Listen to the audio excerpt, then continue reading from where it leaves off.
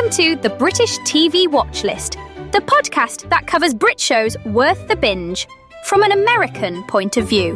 We've got insight and analysis into actors, characters, storylines, and entire series.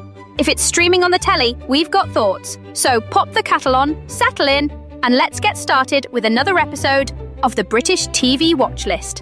This is the podcast that digs into the worlds behind British drama, one perfectly brewed episode at a time.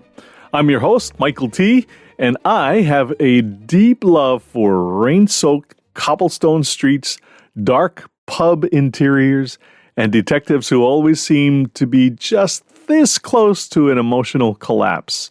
Today, it's just the initial episode, the first dive into what this podcast series will be all about. But we're also going to ask the question, why does British drama just hit different? And before you say, it's the accents, or it's the accents, I promise it'll go way deeper than that. So put the kettle on, have a cuppa, and let's dig in. Thanks to platforms like BritBox, Acorn TV, PBS, and even good old Netflix, British TV isn't some distant mystery anymore. It's beaming straight into our homes, streaming, if you insist, just like everything else nowadays. Can we say cord cutting? Yes, we can. So there's BritBox that gives us everything from Line of Duty to Vera, Shetland, and more. BritBox started as a joint venture between the BBC and ITV. There's Acorn TV, bringing the lesser-known gems for the most part. George Gently, the Chelsea detective, even Canadian and Australian mysteries that vibe with that British sensibility. And of course, PBS Masterpiece, kind of the OG pipeline. Downton Abbey, Sherlock, Prime Suspect, if you want to go that far back, long before binging was a thing. It was on PBS Masterpiece. And Netflix doing its thing, rolling out prestige titles like The Crown, Bodyguard, and the wildly unappreciated Collateral. But these platforms aren't just channels, they're curators. They're fueling a renaissance of sorts for storytelling where substance beats spectacle. So what sets British TV apart from its glossy American cousins? Here are a few reasons why, in my humble opinion. Maybe not so humble. Pacing that breathes. British shows are never afraid of a long pause, a sip of tea, if you will, a stare into the middle distance. It's tension through subtlety, not explosions. Fewer episodes, sharper stories. 4 to 6, maybe 10 if you're lucky, episodes per season means there's no time for filler. It's lean, deliberate storytelling with no time for B-plots about the neighbor's cat. Nothing wrong with cats, but you know what I mean.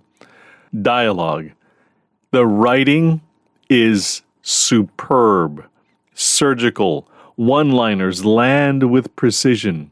Even the silence in a British drama says something, and they do that so well. Actors who look human, and I mean this in the most respectful way. These are real faces, aging naturally. The Brits don't have this obsession with youth that we have here in America. Faces that are crinkled with emotion. You get real-looking people, not glossy six-packs, unless absolutely critical to the plot. Moral ambiguity. As a feature, not a flaw. British dramas live in the gray area. Justice isn't guaranteed. Endings aren't always neat. And the viewers, they stick around because we love it. Okay, let's stir the pot a little bit. Is this to say that American drama can't be profound? Absolutely not. But network constraints, ad breaks, and the need to stretch shows across 22 episodes can dilute the punch of the show. Actors need their screen time.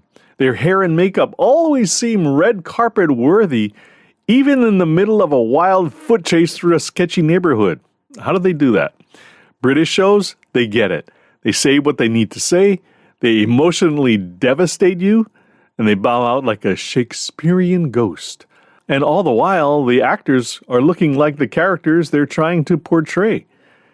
And when American productions do mimic this, think shows like Breaking Bad, The Wire, Succession, they often borrow from British traditions.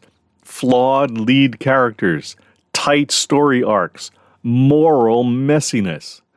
British dramas remind us that less is more. Tension can simmer instead of boil. There's beauty in a story that ends, even if you weren't ready for it.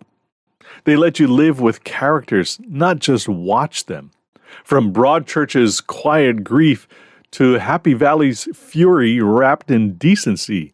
Stories and characters that leave a mark. And whether you're here for twisty British mysteries or aching period pieces, British TV doesn't just entertain. It respects your time, your intelligence, and your heart. For me, it all started with a show called Father Brown. I discovered it while watching Netflix. I started at the beginning, season 1, episode 1. I watched several episodes. I get hooked, right? I'm invested, completely sucked in. Then one night in April of 2020, I turn on Netflix and I can't find Father Brown. Come to find out that Father Brown had ended its run on Netflix. The licensing agreement was done. Don't you hate when that happens? It's like my drug supply dried up and I don't even take drugs. So I had to hunt down where to continue watching Father Brown. Enter IMDb, the best resource for entertainment video information. I find Father Brown's info and it says it's on something called BritBox. Up to that point, had never heard of BritBox. So I sign up for the free trial. Okay, I was able to finish season 1 of Father Brown. Now, naturally, while I'm on BritBox, I start browsing around and I find shows like Vera and Shetland. And pretty soon I'm getting hooked on these shows too. That's how they do it. That's why that free trial exists. So I bite the bullet and I subscribe. I think the monthly sub back then was only $7 per month. Today it's up to $9 USD. Only 30 cents per day, though, to watch some of the best TV in existence. So yes, it was an easy decision to subscribe. A year or two later, I discovered Acorn TV. Then a couple of years ago, I renewed my subscription to PBS, and we can stream Masterpiece and Masterpiece Mystery. All told, I think we're paying $22 a month to be able to watch our favorite UK shows, less than $1 a day. It's absolutely, totally worth it. So that's how I stumbled into this British TV obsession, and it continues to this day. And now this podcast is a result because, they say do what you love, right? And I absolutely love British television. So thanks for tuning in to the DI Download. That's the name of the podcast. In the episodes that follow, we'll dive into some must-watch detective series, big and small, from tense to cozy. And it's not just cop shows.